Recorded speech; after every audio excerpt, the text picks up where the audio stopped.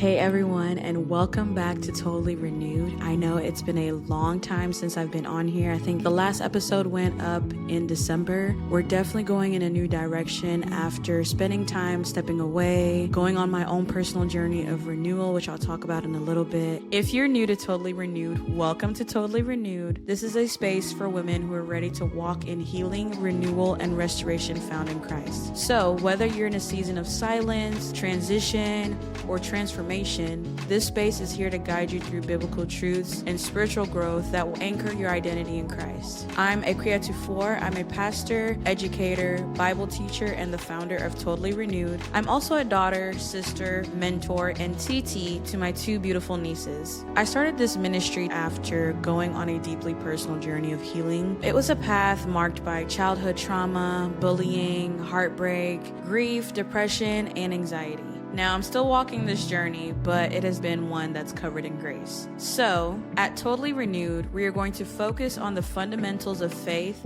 Christlike living, and becoming rooted in your identity as a daughter of God. I pray that these conversations will meet you right where you are. Welcome to Totally Renewed.